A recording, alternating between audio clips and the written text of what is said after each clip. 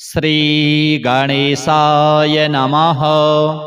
अथ श्री लक्ष्मीनारायण कवच। श्री भैरव उवाच। अधुना देवि वक्ष्यामि लक्ष्मीनारायणस्य ते कवचं मन्त्रगर्भं च वज्रपञ्जरकाख्यया। श्रीवज्रपञ्जरं नाम कवचं परमाद्भुतं रहस्यं सर्वदेवानां साधकानां विशेषतः यं धृत्वा भगवान् देवः प्रसीदति परः पुमान्। यस्य धारणमात्रेण ब्रह्मालोकपितामहः ईश्वरोऽहं शिवो भीमो वासवोऽपि दिवस्पतिः। सूर्यस्तेजो निधिर्देवी चन्द्रमास्तारकेश्वरः वायुश्च बलवान् लोके वरुणो यादसाम्पतिः। कुबेरोऽपि धनाध्यक्षो धर्मराजो यमः स्मृतः यं धृत्वा सहसा विष्णुः संहरिष्यति दानवान्। जघान रावणादिश्च किं वक्ष्येऽहमतः परं कवचस्यास्य सुभगे कथितोऽयं मुनिः शिवः। त्रिष्टुप्छन्दो देवता च लक्ष्मीनारायणो मतः रमा बीजं पराशक्तिस्तारं कीलकमीश्वरी भोगापवर्गसिद्ध्यर्थं विनियोग इति स्मृतः। ॐ अस्य श्री लक्ष्मीनारायणकवचस्य शिवः ऋषिः त्रिष्टुप्छन्दः श्रीलक्ष्मीनारायणदेवता श्रीं बीजं ह्रीं शक्तिः ॐ कीलकं भोगापवर्गसिद्ध्यर्थे पाठे विनियोगः। ध्यानं पूर्णेन्दुवदनं पीतवसनं कमलासनं लक्ष्म्याश्रितं चतुर्बाहुं लक्ष्मीनारायणं भजे। अथ कवचम्। ॐ वासुदेवो वतु मे मस्तकं सशिरोरुहां ह्रीं ललाटं सदा पातु लक्ष्मी विष्णुः समन्ततः। ह्यसौ नेत्रेवताल्लक्ष्मी गोविन्दो जगतां पतिः ह्रीं नासां सर्वदा पातु लक्ष्मी दामोदरः प्रभुः। श्रीमुखं सततं पातु देवो लक्ष्मी त्रिविक्रमः लक्ष्मीकण्ठं सदा पातु देवो लक्ष्मीजनार्दनः। नारायणाय बाहू मे पातु लक्ष्मीगदाग्रजः नमः पार्श्वौ सदा पातु लक्ष्मीनन्दैकनन्दनः। आं ईं ईं पातु वक्षो ॐ लक्ष्मी त्रिपुरेश्वरः। ॐ ह्रीं ह्रीं पातु कुक्षिं ह्रीं लक्ष्मी गरुडध्वजः। ह्रीं ह्रीं ऐं पातु पृष्ठं ह्यसौ लक्ष्मी नृसिंहकः। ॐ अः पातु नाभिं ह्रीं लक्ष्मी विष्टरस्रवः। कं खं गं घं गुदं पातु श्रीं लक्ष्मी कैटभान्तकः। चं छं जं झं पातु शिश्नं लक्ष्मी लक्ष्मीश्वरः प्रभुः। टं ठं डं ढं कटिं पातु नारायणाय नायकः। तं थं दं धं पातु चोरु नमो लक्ष्मी जगत्पतिः।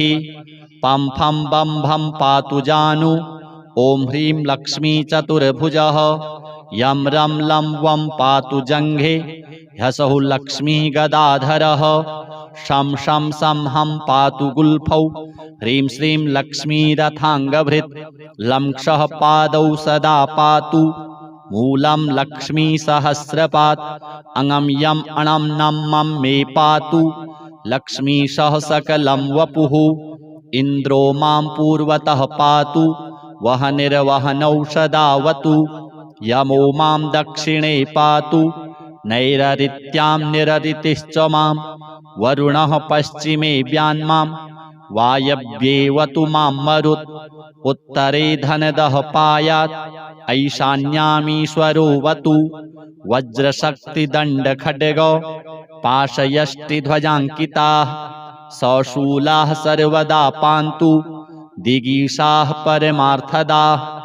अनन्तः पात्वधो नित्यम् ऊर्ध्वे ब्रह्मावताच्च मां दश दिक्षु सदा पातु लक्ष्मीनारायणः प्रभुः प्रभाते पातु मां विष्णुर्मध्याह्ने वासुदेवकः दामोदरोऽवतात् सायं निषादौ नरसिंहकः शङ्कर्षणोर्ध्वरात्रे व्यात् प्रभाते व्यात् त्रिविक्रमः अनिरुद्धः सर्वकालं विश्वक्सेनश्च सर्वतः रणे राजकुले द्यूते विवादे शत्रुसङ्कटे ॐ ह्रीं ह्सौः ह्रीं श्रीं मूलं लक्ष्मीनारायणोऽवतु ॐ ॐ ॐ रणराजचौररिपुतः पायाच्च मां केशवः ह्रीं ह्रीं ह्रीं ह्यः हा ह्सौः ह्सै ह्सौः वह्निर्वतान् माधवः ह्रीं ह्रीं ह्रीं जलपर्वताग्निभयतः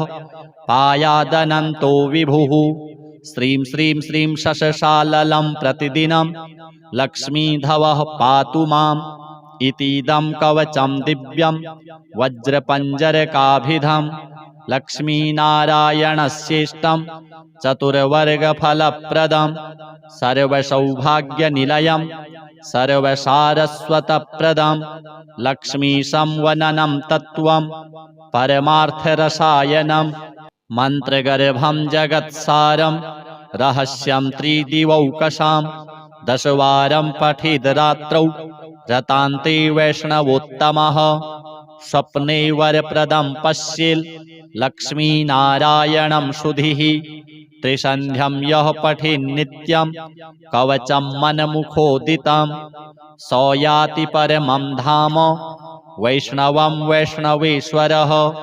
महाचीनपदस्थोऽपि यः पठेदात्मचिन्तकः आनन्दपूरितस्तूर्णं लभेद्मोक्षं स साधकः गन्धाष्टकेन विलिखेत् रवौ भूर्जे जपन्मनुं पीतसूत्रेण संवेष्ट्य सौवर्णेनाथ वेष्टयेत् धारयेत् गुटिकां मूर्ध्नि लक्ष्मीनारायणं स्मरन् रणे रिपुन् विजित्याशु कल्याणी गृहमाविशेत् वन्ध्या वा काकवन्ध्या वा मृतवत्सा च याङ्गना सा बध्नीयान् कण्ठदेशे लभेत् पुत्रांश्चिरायुषः गुरुपदे सतो धृत्वा गुरुं ध्यात्वा मनुं जपन् वर्णलक्षपुरश्चर्या फलमाप्नोति साधकः बहुनोक्तेन किं देवी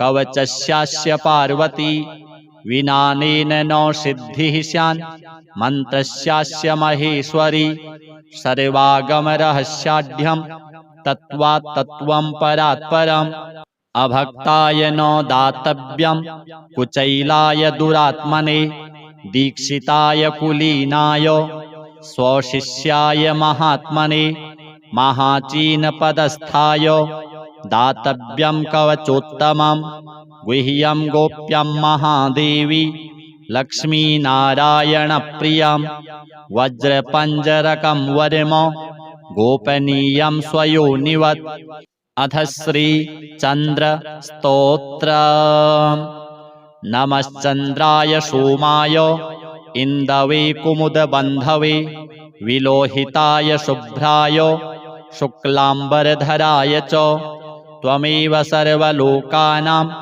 आप्यायनकरः सदा क्षीरोद्भवाय देवाय नमः शङ्करशेखर युगानां युगकर्ता त्वं निशानाथो निशाकरः संवत्सराणां मासानां ऋतूनां तु तथैव च ग्रहाणां च त्वमेकोऽसि सौम्यः सोमकरः प्रभुः ओषधीपतये तुभ्यं रोहिणीपतये नमः इदं तु पठते स्तोत्रं प्रातरुत्थाय यो नरः दिवा वा यदि वा रात्रौ बद्धचित्तो हि यो नरः न भयं विद्यते तस्य कार्यसिद्धिर्भविष्यति अहोरात्रकृतं पापं पठनादेव नश्यति द्विजराजो महापुण्यस् तारापतिर्विशेषतः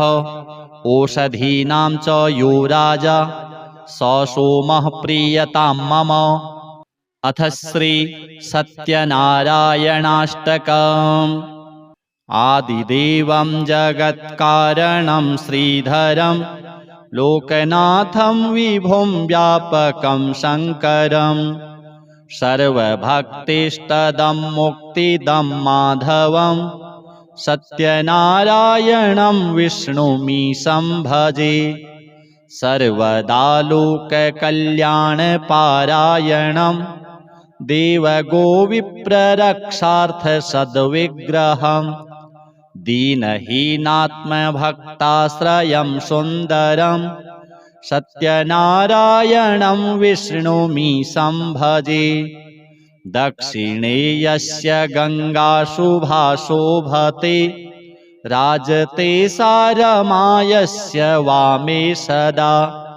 यः प्रसन्नाननो भाति भव्यश्च तं सत्यनारायणं विष्णुमीशं भजे। सङ्कटे सङ्गरेयं जनः सर्वदा स्वात्मविनाशनाय स्मरेत् पीडितः।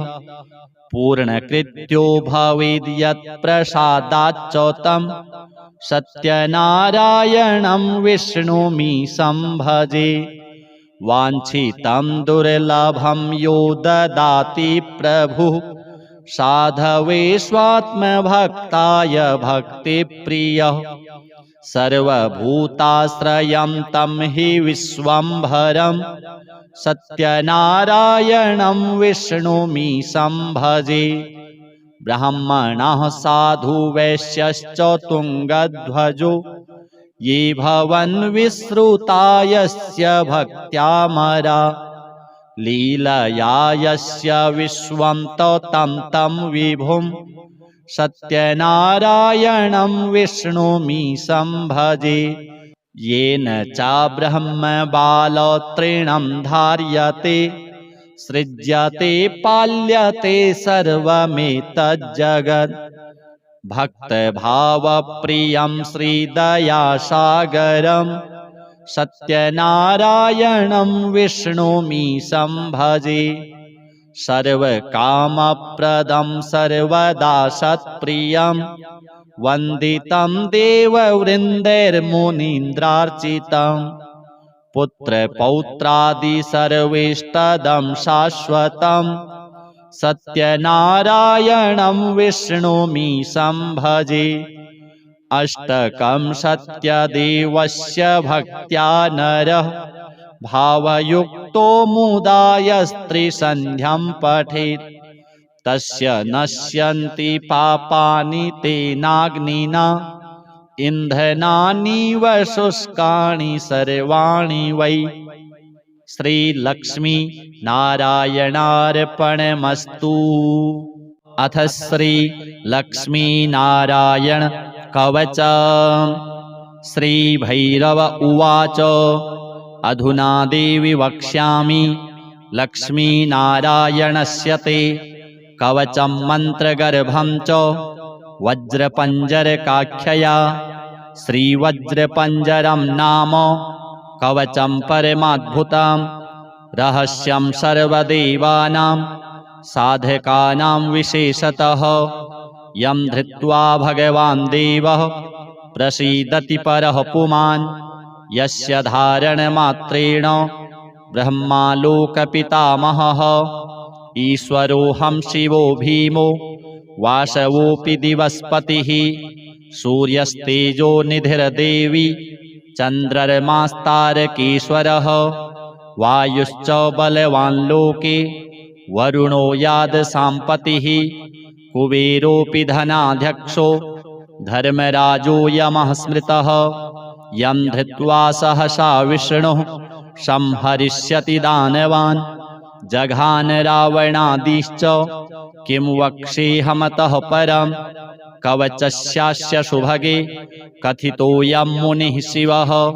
त्रिष्टुप्छन्दो देवता च लक्ष्मीनारायणो मतः।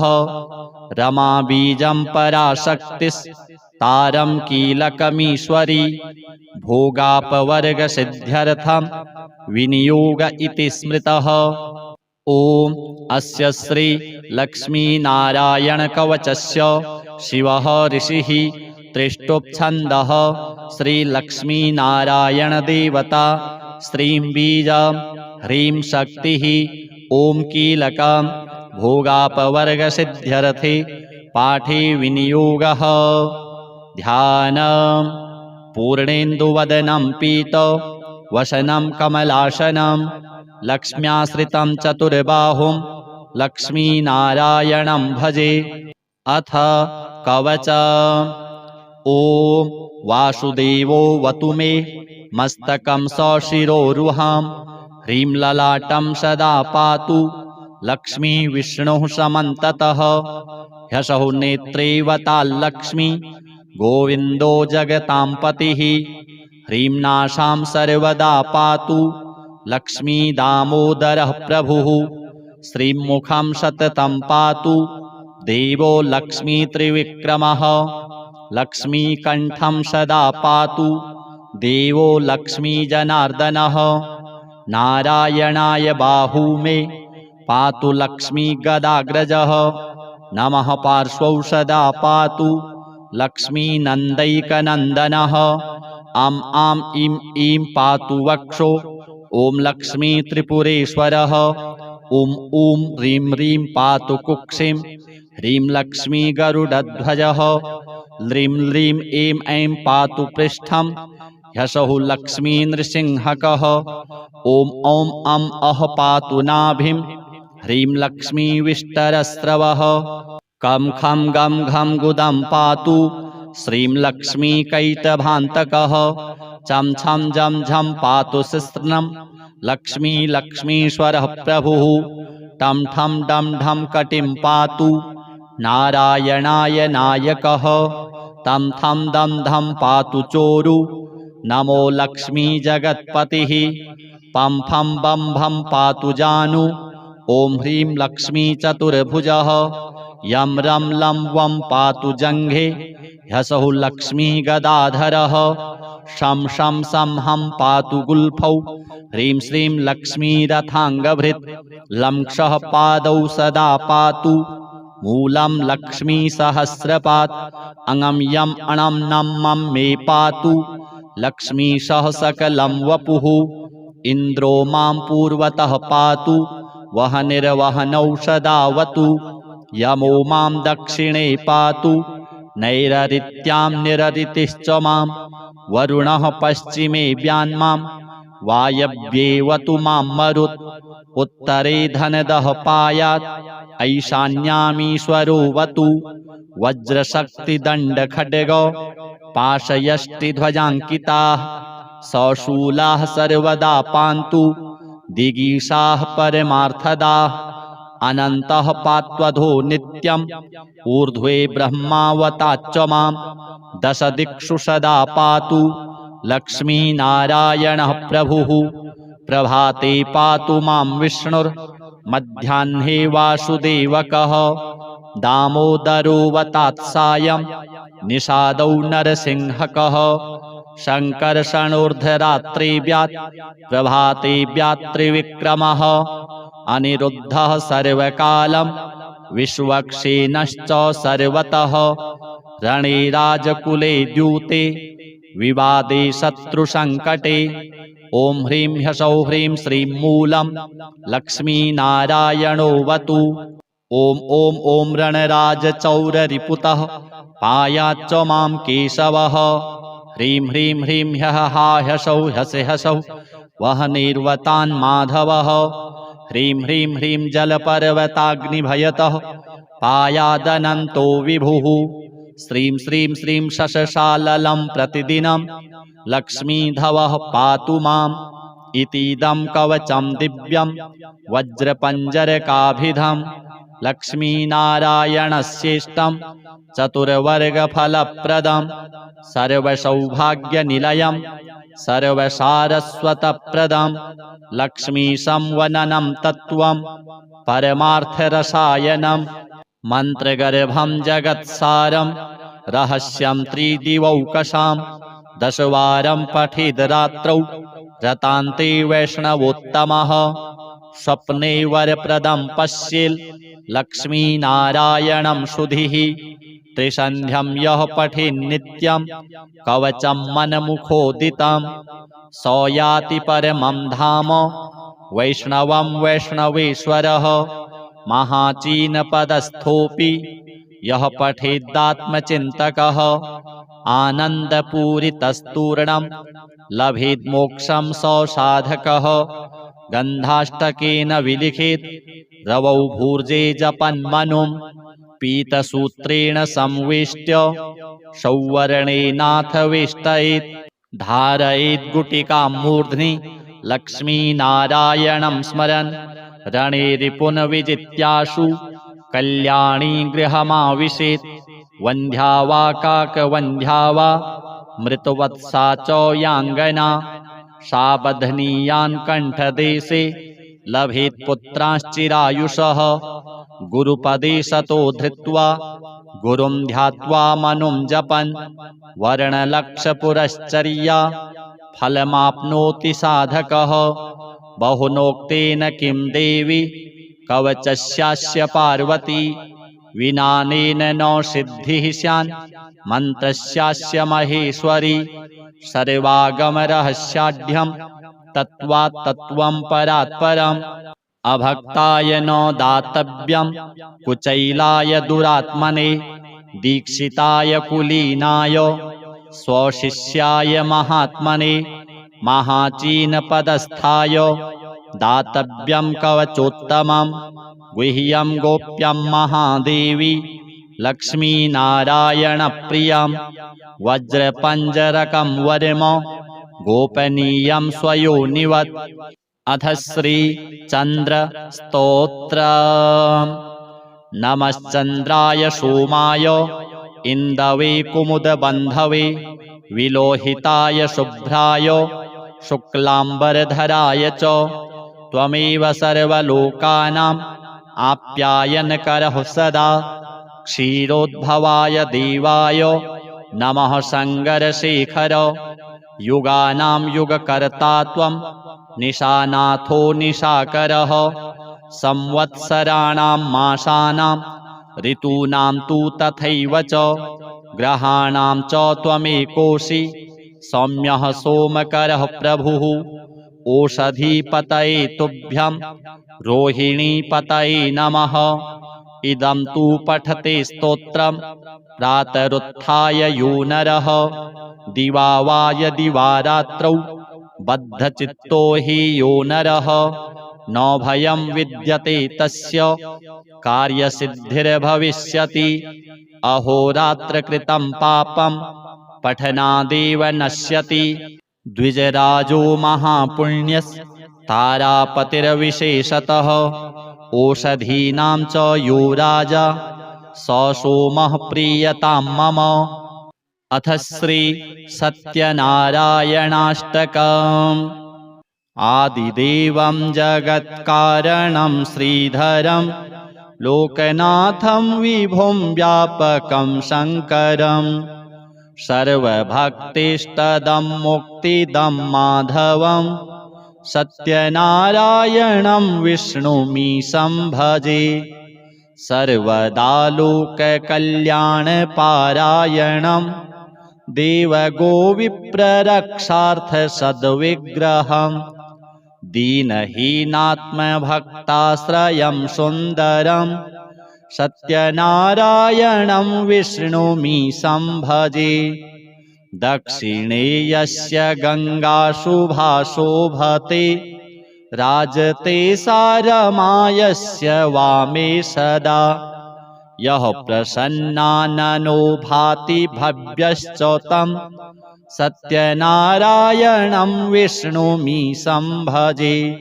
सङ्कटे सङ्गरेयं जनः सर्वदा स्वात्मविनाशनाय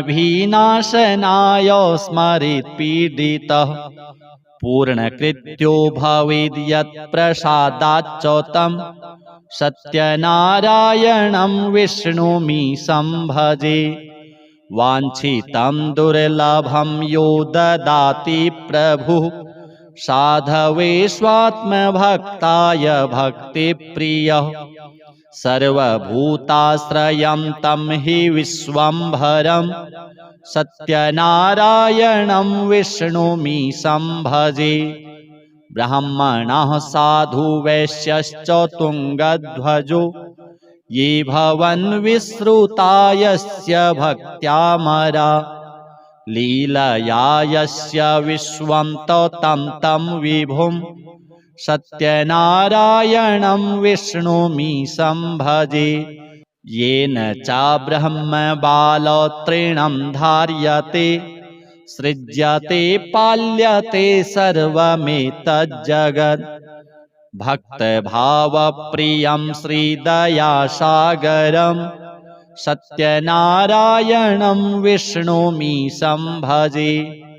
सर्वकामप्रदं सर्वदा सत्प्रियं वन्दितं देववृन्दैर्मुनीन्द्रार्चितं पुत्रपौत्रादि सर्वेष्टदं शाश्वतं सत्यनारायणं विष्णुमीशं भजे।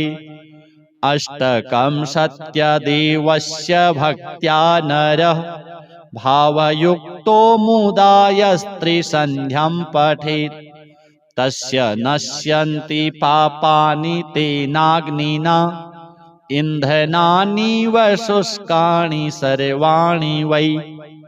श्रीलक्ष्मी नारायणार्पणमस्तु। अथ श्री लक्ष्मी नारायण कवच। श्री भैरव उवाच अधुना देवी वक्ष्यामि लक्ष्मीनारायणस्य ते कवचं मन्त्रगर्भं च वज्रपञ्जरकाख्यया। श्रीवज्रपञ्जरं नाम कवचं परमाद्भुतं रहस्यं सर्वदेवानां साधकानां विशेषतः यं धृत्वा भगवान् देवः प्रसीदति परः पुमान् यस्य धारणमात्रेण ब्रह्मालोकपितामहः ईश्वरोऽहं शिवो भीमो वासवोऽपि दिवस्पतिः सूर्यस्तेजो निधिर्देवी चन्द्रमास्तारकेश्वरः वायुश्च बलवान् लोके वरुणो यादसाम्पतिः कुबेरोऽपि धनाध्यक्षो धर्मराजो यमः स्मृतः यं धृत्वा सहसा विष्णुः संहरिष्यति दानवान् जघान रावणादिश्च किं वक्ष्येऽहमतः परं कवचस्यास्य सुभगे कथितोऽयं मुनिः शिवः त्रिष्टुप्छन्दो देवता च लक्ष्मीनारायणो मतः रमाबीजं पराशक्तिस्तारं कीलकमीश्वरी भोगापवर्गसिद्ध्यर्थं विनियोग इति स्मृतः।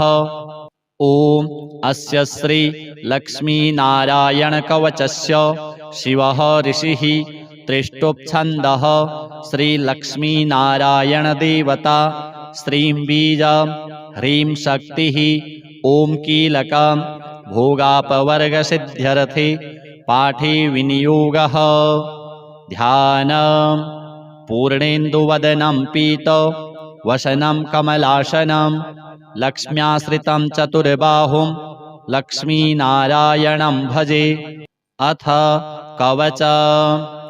ॐ वासुदेवो वतु मे मस्तकं सशिरोरुहं ह्रीं ललाटं सदा पातु लक्ष्मी विष्णुः समन्ततः ह्यसौ नेत्रे वताल्लक्ष्मी गोविन्दो जगतां पतिः ह्रीं नासां सर्वदा पातु लक्ष्मी दामोदरः प्रभुः श्रीमुखं सततं पातु देवो लक्ष्मी त्रिविक्रमः लक्ष्मीकण्ठं सदा पातु देवो लक्ष्मीजनार्दनः नारायणाय बाहू मे पातु लक्ष्मीगदाग्रजः नमः पार्श्वौ सदा पातु लक्ष्मीनन्दैकनन्दनः आम् आम् ईं ईं पातु वक्षो ॐ लक्ष्मी त्रिपुरेश्वरः ॐ ॐ ह्रीं ह्रीं पातु कुक्षिं ह्रीं लक्ष्मी गरुडध्वजः ह्रीं ह्रीं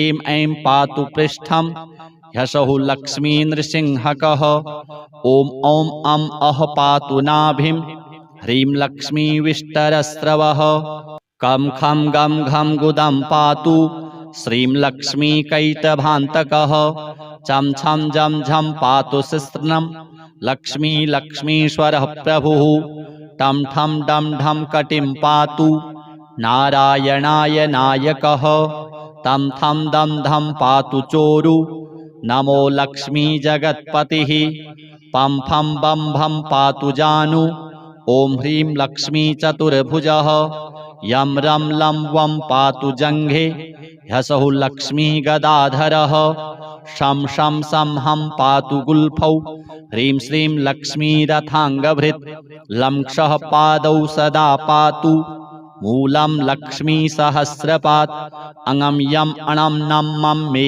पातु लक्ष्मीशः सकलं वपुः इन्द्रो मां पूर्वतः पातु वहनिर्वहनौ सदावतु यमो मां दक्षिणे पातु नैररित्यां निररितिश्च मां वरुणः पश्चिमे व्यान्मां वायव्येवतु मां मरुत् उत्तरे धनदः पायात् ऐशान्यामीश्वरोऽवतु वज्रशक्तिदण्डखड्गौ पाशयष्टिध्वजाङ्किताः सशूलाः सर्वदा पान्तु दिगीषाः परमार्थदाः अनन्तः पात्वधो नित्यम् ऊर्ध्वे ब्रह्मावताच्च मां दशदिक्षु सदा पातु लक्ष्मीनारायणः प्रभुः प्रभाते पातु मां विष्णुर्मध्याह्ने वासुदेवकः दामोदरोऽवतात्सायं निषादौ नरसिंहकः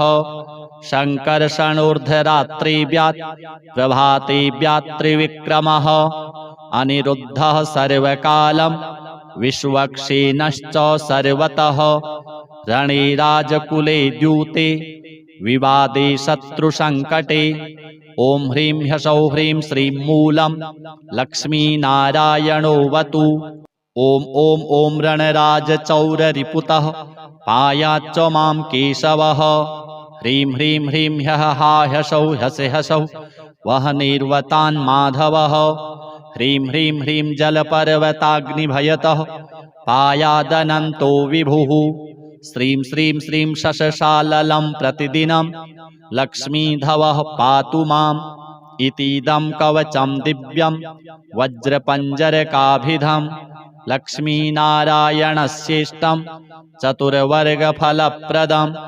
सर्वसौभाग्यनिलयं सर्वसारस्वतप्रदं लक्ष्मीसंवननं तत्त्वं परमार्थरसायनं मन्त्रगर्भं जगत्सारं रहस्यं त्रिदिवौकसां दशवारं पठेद् रात्रौ रतान्ते वैष्णवोत्तमः स्वप्ने वरप्रदं पश्येल् लक्ष्मीनारायणं सुधिः त्रिसन्ध्यं यः पठेन्नित्यं कवचं मनमुखोदितं स याति परमं धाम वैष्णवं वैष्णवेश्वरः महाचीनपदस्थोऽपि यः पठेदात्मचिन्तकः आनन्दपूरितस्तूर्णं लभेद्मोक्षं स साधकः गन्धाष्टकेन विलिखेत् रवौ भूर्जे जपन्मनुं पीतसूत्रेण संवेष्ट्य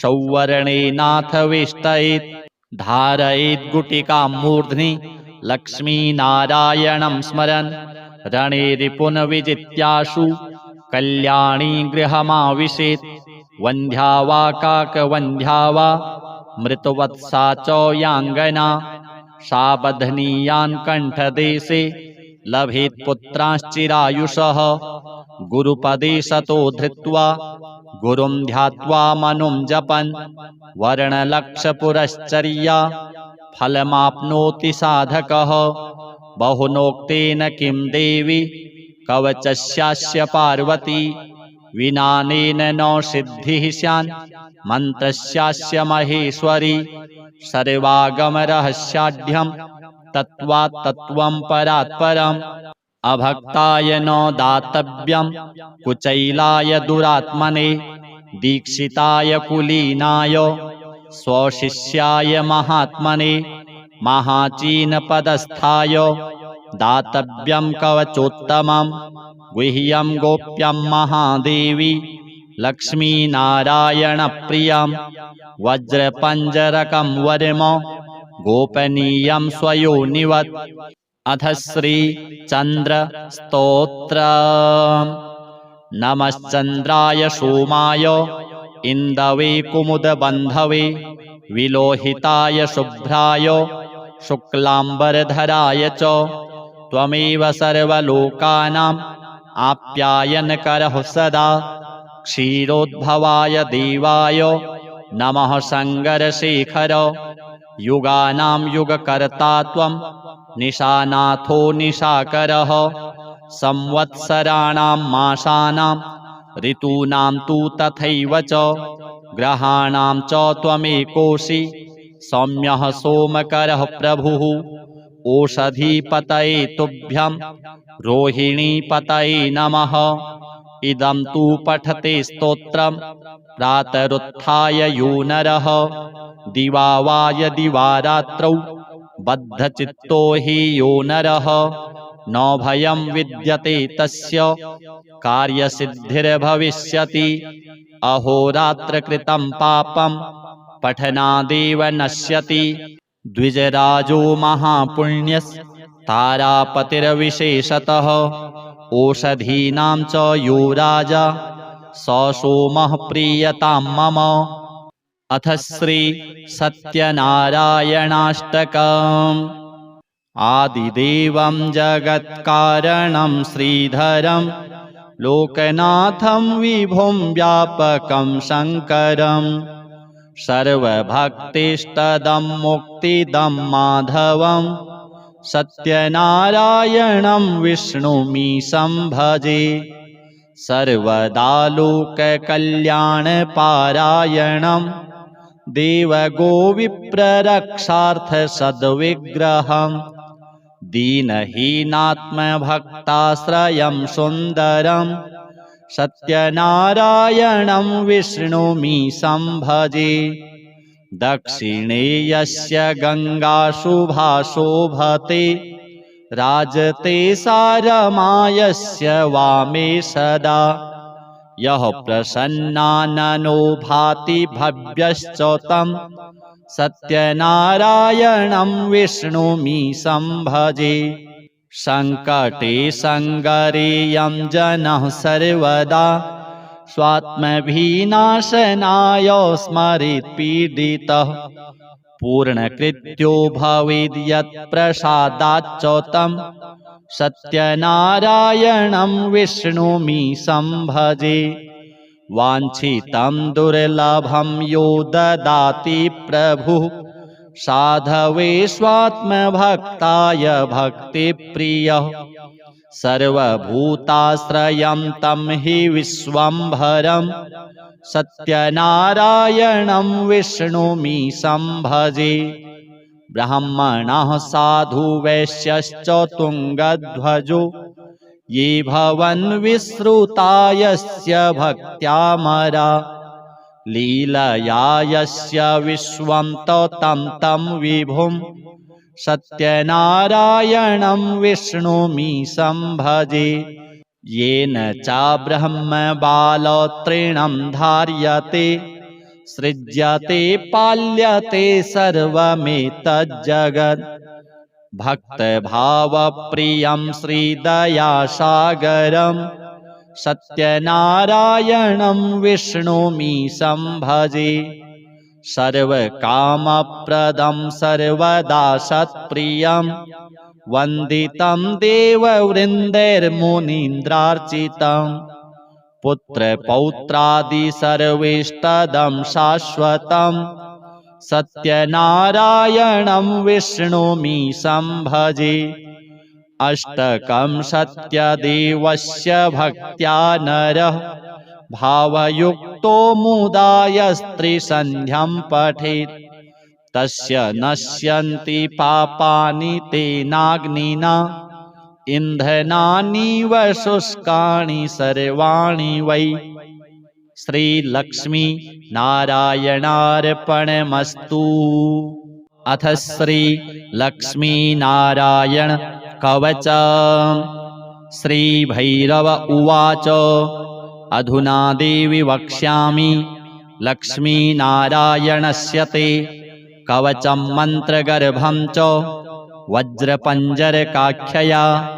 श्रीवज्रपञ्जरं नाम कवचं परमाद्भुतं रहस्यं सर्वदेवानां साधकानां विशेषतः यं धृत्वा भगवान् देवः प्रसीदति परः पुमान् यस्य धारणमात्रेण ब्रह्मालोकपितामहः ईश्वरोऽहं शिवो भीमो वासवोऽपि दिवस्पतिः सूर्यस्तेजो निधिर्देवी चन्द्रमास्तारकेश्वरः वायुश्च बलवान् लोके वरुणो यादसाम्पतिः कुबेरोऽपि धनाध्यक्षो धर्मराजो यमः स्मृतः यं धृत्वा सहसा विष्णुः संहरिष्यति दानवान् जघान रावणादिश्च किं वक्ष्येऽहमतः परम् कवचस्यास्य सुभगे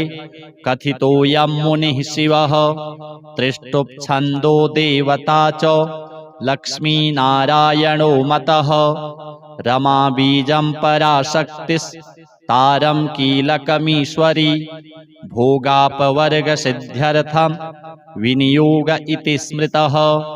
ॐ अस्य श्री लक्ष्मीनारायणकवचस्य शिवः ऋषिः त्रिष्टुप्छन्दः श्रीलक्ष्मीनारायणदेवता श्रीं बीजं ह्रीं शक्तिः ॐ कीलकं भोगापवर्गसिद्ध्यर्थे पाठे विनियोगः। ध्यानं पूर्णेन्दुवदनं पीतवसनं कमलासनं लक्ष्म्याश्रितं चतुर्बाहुं लक्ष्मीनारायणं भजे। अथ कवचम्। ॐ वासुदेवो वतु मे मस्तकं सशिरोरुहं ह्रीं ललाटं सदा पातु लक्ष्मी विष्णुः समन्ततः ह्यसौ नेत्रेवताल्लक्ष्मी गोविन्दो जगतां पतिः ह्रीं नासां सर्वदा पातु लक्ष्मी दामोदरः प्रभुः श्रीं मुखं सततं पातु देवो लक्ष्मी त्रिविक्रमः लक्ष्मीकण्ठं सदा पातु देवो लक्ष्मीजनार्दनः नारायणाय बाहू मे पातु लक्ष्मीगदाग्रजः नमः पार्श्वौ सदा पातु लक्ष्मीनन्दैकनन्दनः अं आं इं ईं पातु वक्षो ॐ लक्ष्मी त्रिपुरेश्वरः ॐ ॐ ह्रीं ह्रीं पातु कुक्षिं ह्रीं लक्ष्मी गरुडध्वजः ह्रीं ह्रीं ऐं ऐं पातु पृष्ठं ह्यसौ लक्ष्मी नृसिंहकः ॐ ॐ अं अः पातु नाभिं ह्रीं लक्ष्मी विष्टरस्रवः कं खं गं घं गुदं पातु श्रीं लक्ष्मी कैटभान्तकः चं छं जं झं पातु शिस्त्रं लक्ष्मी लक्ष्मीश्वरः प्रभुः टं ठं डं ढं कटिं पातु नारायणाय नायकः तं थं दं धं पातु चोरु नमो लक्ष्मी जगत्पतिः पं फं बं भं पातु जानु ॐ ह्रीं लक्ष्मी चतुर्भुजः यं रं लं वं पातु जङ्घे ह्यसौ लक्ष्मी गदाधरः शं शं सं हं पातु गुल्फौ ह्रीं श्रीं लक्ष्मी रथाङ्गभृत् लं क्षः पादौ सदा पातु मूलं लक्ष्मी सहस्रपात् अङं यं अणं नं मं मे पातु लक्ष्मी सह सकलं वपुः इन्द्रो मां पूर्वतः पातु वहनिर्वहनौ सदावतु यमो मां दक्षिणे पातु नैररित्यां निररितिश्च मां वरुणः पश्चिमे व्यान्मां वायव्येवतु मां मरुत् उत्तरे धनदः पायात् ऐशान्यामीश्वरो वतु वज्रशक्तिदण्डखड्ग पाशयष्टिध्वजाङ्किताः सशूलाः सर्वदा पान्तु दिगीषाः परमार्थदाः अनन्तः पात्वधो नित्यम् ऊर्ध्वे ब्रह्मावताच्च माम् दश दिक्षु सदा पातु लक्ष्मीनारायणः प्रभुः प्रभाते पातु मां विष्णुर्मध्याह्ने वासुदेवकः दामोदरोऽवतात्सायं निषादौ नरसिंहकः शङ्कर्षणोर्धरात्रे व्यात् प्रभाते व्यात्रिविक्रमः अनिरुद्धः सर्वकालं विश्वक्सेनश्च सर्वतः रणे राजकुले द्यूते विवादे शत्रुसङ्कटे ॐ ह्रीं ह्सौः ह्रीं श्रीं मूलं लक्ष्मीनारायणोऽवतु ॐ ॐ ॐ रणराजचौररिपुतः पायाच्च मां केशवः ह्रीं ह्रीं ह्रीं ह्यः हा ह्सौः ह्यसे ह्सौः वह्निर्वतान् माधवः ह्रीं ह्रीं ह्रीं जलपर्वताग्निभयतः पायादनन्तो विभुः श्रीं श्रीं श्रीं शशशाललं प्रतिदिनं लक्ष्मीधवः पातु माम् इतीदं कवचं दिव्यं वज्रपञ्जरकाभिधं लक्ष्मीनारायणस्येष्टं चतुर्वर्गफलप्रदं सर्वसौभाग्यनिलयं सर्वसारस्वतप्रदं लक्ष्मीसंवननं तत्त्वं परमार्थरसायनं मन्त्रगर्भं जगत्सारं रहस्यं त्रिदिवौकसां दशवारं पठेद् रात्रौ रतान्ते वैष्णवोत्तमः स्वप्ने वरप्रदं पश्येल् लक्ष्मीनारायणं सुधीः त्रिसन्ध्यं यः पठेन्नित्यं कवचं मनमुखोदितं स याति परमं धाम वैष्णवं वैष्णवेश्वरः महाचीनपदस्थोऽपि यः पठेदात्मचिन्तकः आनन्दपूरितस्तूर्णं लभेद्मोक्षं स साधकः गन्धाष्टकेन विलिखेत् रवौ भूर्जे जपन्मनुं पीतसूत्रेण संवेष्ट्य सौवर्णेनाथ वेष्टयेत् धारयेत् गुटिकां मूर्ध्नि लक्ष्मीनारायणं स्मरन् रणे रिपुन् विजित्याशु कल्याणी गृहमाविशेत् वन्ध्या वा काकवन्ध्या वा मृतवत्सा च याङ्गना सा बध्नीयान् कण्ठदेशे लभेत् पुत्रांश्चिरायुषः गुरुपदे सतो धृत्वा गुरुं ध्यात्वा मनुं जपन् वर्णलक्षपुरश्चर्या फलमाप्नोति साधकः बहुनोक्तेन किं देवी कवचस्यास्य पार्वती विनानेन न सिद्धिः स्यान् मन्त्रस्यास्य महेश्वरी सर्वागमरहस्याढ्यं तत्त्वात् तत्त्वं परात् परम् अभक्ताय न दातव्यं कुचैलाय दुरात्मने दीक्षिताय कुलीनाय स्वशिष्याय महात्मने महाचीनपदस्थाय दातव्यं कवचोत्तमं गुह्यं गोप्यं महादेवी लक्ष्मीनारायणप्रियं वज्रपञ्जरकं वर्म गोपनीयं स्वयोनिवत् अथ श्रीचन्द्रस्तोत्रम् नमश्चन्द्राय सोमाय इन्दवे कुमुदबन्धवे विलोहिताय शुभ्राय शुक्लाम्बरधराय च त्वमेव सर्वलोकानाम् आप्यायनकरः सदा क्षीरोद्भवाय देवाय नमः शङ्करशेखर युगानां युगकर्ता त्वं निशानाथो निशाकरः संवत्सराणां मासानां ऋतूनां तु तथैव च ग्रहाणां च त्वमेकोऽसि सौम्यः सोमकरः प्रभुः ओषधीपतये तुभ्यं रोहिणीपतये नमः इदं तु पठते स्तोत्रं प्रातरुत्थाय यो नरः दिवा वा यदि वा रात्रौ बद्धचित्तो हि यो नरः न भयं विद्यते तस्य कार्यसिद्धिर्भविष्यति अहोरात्रकृतं पापं पठनादेव नश्यति द्विजराजो महापुण्यस् तारापतिर्विशेषतः ओषधीनां च यो राजा स सोमः प्रीयतां मम। अथ श्री सत्यनारायणाष्टकम्।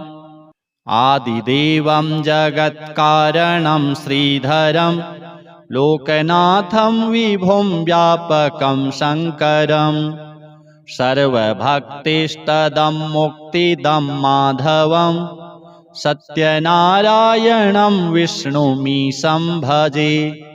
सर्वदा लोककल्याणपारायणं देवगोविप्ररक्षार्थसद्विग्रहं दीनहीनात्मभक्ताश्रयं सुन्दरं सत्यनारायणं विष्णुमीशं भजे।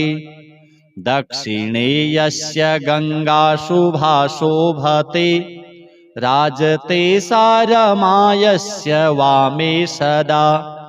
यः प्रसन्नाननो भाति भव्यश्च तं सत्यनारायणं विष्णुमीशं भजे। सङ्कटे सङ्गरेयं जनः सर्वदा स्वात्मविनाशनाय स्मरेत् पीडितः। पूर्णकृत्यो भवेद् यत्प्रसादाच्च तं सत्यनारायणं विष्णुमीशं भजे। वाञ्छितं दुर्लभं यो ददाति प्रभुः साधवे स्वात्मभक्ताय भक्तिप्रियः। सर्वभूताश्रयं तं हि विश्वम्भरं सत्यनारायणं विष्णुमीशं भजे। ब्राह्मणः साधु वैश्यश्च तुङ्गध्वजो ये भवन् विश्रुता यस्य भक्त्यामरा। लीलया यस्य विश्वं तं तं विभुं सत्यनारायणं विष्णुमीशं भजे। येन च ब्रह्मबालतृणं धार्यते सृज्यते पाल्यते सर्वमेतज्जगत्। भक्तभावप्रियं श्रीदयासागरं सत्यनारायणं विष्णुमीशं भजे। सर्वकामप्रदं सर्वदा सत्प्रियं वन्दितं देववृन्दैर्मुनीन्द्रार्चितं। पुत्रपौत्रादि सर्वेष्टदं शाश्वतं सत्यनारायणं विष्णुमीशं भजे। अष्टकं सत्यदेवस्य भक्त्या नरः भावयुक्तो मुदा यस्त्रिसन्ध्यं पठेत् तस्य नश्यन्ति पापानि तेनाग्निना इन्धनानीव शुष्कानि सर्वाणि वै। श्रीलक्ष्मी नारायणार्पणमस्तु। अथ श्री लक्ष्मी नारायण कवच। श्रीभैरव उवाच अधुना देवी वक्ष्यामि लक्ष्मीनारायणस्य ते कवचं मन्त्रगर्भं च वज्रपञ्जरकाख्यया। श्रीवज्रपञ्जरं नाम कवचं परमाद्भुतं रहस्यं सर्वदेवानां साधकानां विशेषतः। यं धृत्वा भगवान् देवः प्रसीदति परः पुमान् यस्य धारणमात्रेण ब्रह्मालोकपितामहः। ईश्वरोऽहं शिवो भीमो वासवोऽपि दिवस्पतिः। सूर्यस्तेजो निधिर्देवी चन्द्रमास्तारकेश्वरः। वायुश्च बलवान् लोके वरुणो यादसाम्पतिः। कुबेरोऽपि धनाध्यक्षो धर्मराजो यमः स्मृतः। यं धृत्वा सहसा विष्णुः संहरिष्यति दानवान्। जघान रावणादिश्च किं वक्ष्येऽहमतः परं। कवचस्यास्य सुभगे कथितोऽयं मुनिः शिवः। त्रिष्टुप्छन्दो देवता च लक्ष्मीनारायणो मतः। रमा बीजं पराशक्तिस्तारं कीलकमीश्वरी भोगापवर्गसिद्ध्यर्थं विनियोग इति स्मृतः। ॐ अस्य श्री लक्ष्मीनारायणकवचस्य शिवः ऋषिः त्रिष्टुप्छन्दः श्रीलक्ष्मीनारायणदेवता श्रीं बीजं ह्रीं शक्तिः ॐ कीलकं भोगापवर्गसिद्ध्यर्थे पाठे विनियोगः। ध्यानं पूर्णेन्दुवदनं पीतवसनं कमलासनं लक्ष्म्याश्रितं चतुर्बाहुं लक्ष्मीनारायणं भजे। अथ कवचम्। ॐ वासुदेवो वतु मे मस्तकं सशिरोरुहं ह्रीं ललाटं सदा पातु लक्ष्मी विष्णुः समन्ततः। ह्यसौ नेत्रे वताल्लक्ष्मी गोविन्दो जगतां पतिः ह्रीं नासां सर्वदा पातु लक्ष्मी दामोदरः प्रभुः। श्रीमुखं सततं पातु देवो लक्ष्मी त्रिविक्रमः लक्ष्मीकण्ठं सदा पातु देवो लक्ष्मी जनार्दनः। नारायणाय बाहू मे पातु लक्ष्मी गदाग्रजः नमः पार्श्वौ सदा पातु लक्ष्मी नन्दैकनन्दनः। आम् आम् ईं ईं पातु वक्षो ॐ लक्ष्मी त्रिपुरेश्वरः। ॐ ॐ ह्रीं ह्रीं पातु कुक्षिं ह्रीं लक्ष्मी गरुडध्वजः। ह्रीं ह्रीं ऐं ऐं पातु पृष्ठं ह्यसौ लक्ष्मी नृसिंहकः। ॐ ॐ अं अः पातु नाभिं ह्रीं लक्ष्मी विष्टरस्रवः। कं खं गं घं गुदं पातु श्रीं लक्ष्मी कैटभान्तकः। चं छं जं झं पातु शिश्नं लक्ष्मी लक्ष्मीश्वरः प्रभुः। टं ठं डं ढं कटिं पातु नारायणाय नायकः।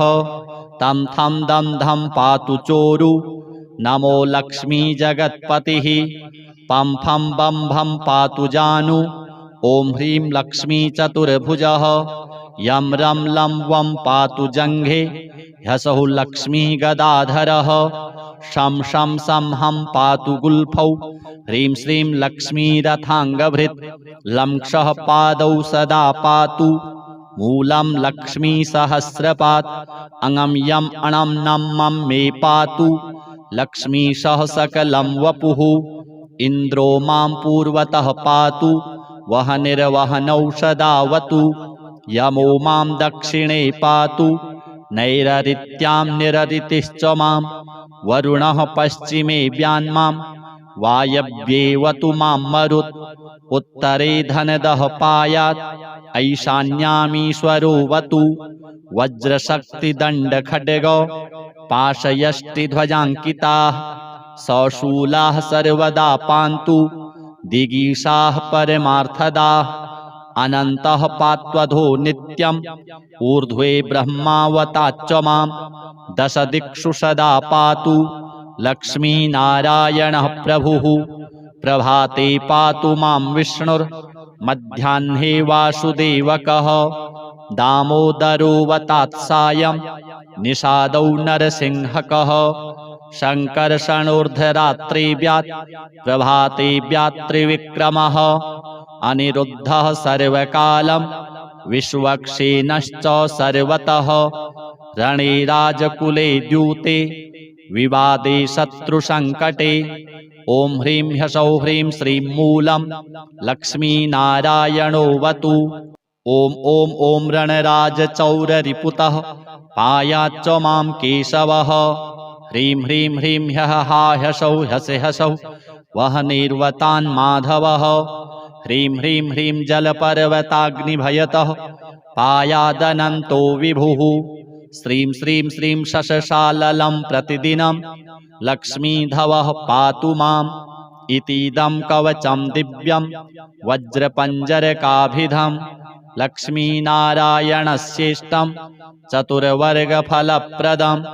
सर्वसौभाग्यनिलयं सर्वसारस्वतप्रदं लक्ष्मीसंवननं तत्त्वं परमार्थरसायनं। मन्त्रगर्भं जगत्सारं रहस्यं त्रिदिवौकशां दशवारं पठेद् रात्रौ रतान्ते वैष्णवोत्तमः स्वप्ने वरप्रदं पश्येल् लक्ष्मीनारायणं शुधिः त्रिसन्ध्यं यः पठेन्नित्यं कवचं मनमुखोदितं स याति परमं धाम वैष्णवं वैष्णवेश्वरः महाचीनपदस्थोऽपि यः पठेदात्मचिन्तकः आनन्दपूरितस्तूर्णं लभेद्मोक्षं स साधकः गन्धाष्टकेन विलिखेत् रवौ भूर्जे जपन्मनुं पीतसूत्रेण संवेष्ट्य सौवर्णेनाथ वेष्टयेत् धारयेत् गुटिकां मूर्ध्नि लक्ष्मीनारायणं स्मरन् रणे रिपुन् विजित्याशु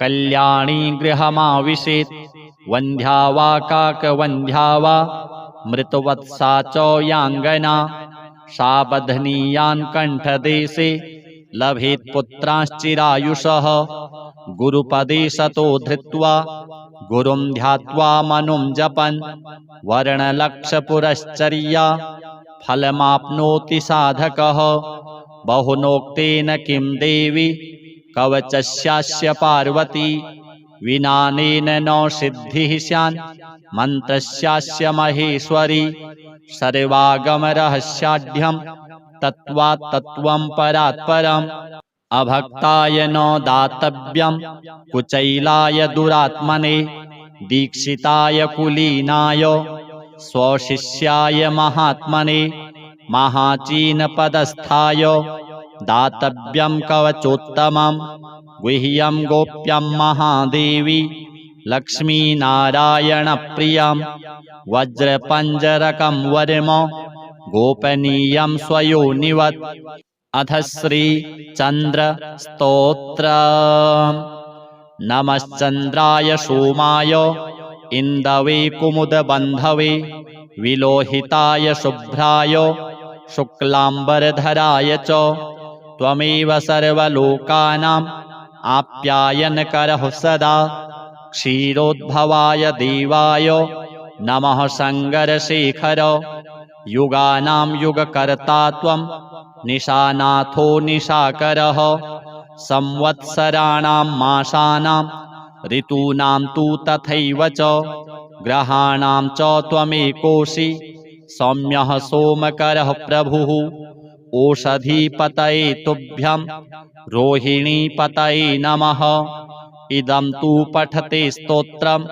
प्रातरुत्थाय यो नरः दिवा वा यदि वा रात्रौ बद्धचित्तो हि यो नरः न भयं विद्यते तस्य कार्यसिद्धिर्भविष्यति अहोरात्रकृतं पापं पठनादेव नश्यति द्विजराजो महापुण्यस्तारापतिर्विशेषतः ओषधीनां च यो राजा स सोमः प्रीयतां मम अथ श्री सत्यनारायणाष्टकम् आदिदेवं जगत्कारणं श्रीधरं लोकनाथं विभुं व्यापकं शङ्करं सर्वभक्तिष्टदं मुक्तिदं माधवं सत्यनारायणं विष्णुमीशं भजे सर्वदा लोककल्याणपारायणं देवगोविप्ररक्षार्थसद्विग्रहं दीनहीनात्मभक्ताश्रयं सुन्दरं सत्यनारायणं विष्णुमीशं भजे दक्षिणे यस्य गङ्गाशुभा शोभते राजते सारमायस्य वामे सदा यः प्रसन्नाननो भाति भव्यश्च तं सत्यनारायणं विष्णुमीशं भजे सङ्कटे सङ्गरेयं जनः सर्वदा स्वात्मविनाशनाय स्मरेत् पीडितः पूर्णकृत्यो भवेद् यत् प्रसादाच्च तं सत्यनारायणं विष्णुमीशं भजे। वाञ्छितं दुर्लभं यो ददाति प्रभुः साधवे स्वात्मभक्ताय भक्तिप्रियः। सर्वभूताश्रयं तं हि विश्वम्भरं सत्यनारायणं विष्णुमीशं भजे। ब्राह्मणः साधु वैश्यश्च तुङ्गध्वजो ये भवन् विश्रुता यस्य भक्त्यामरा।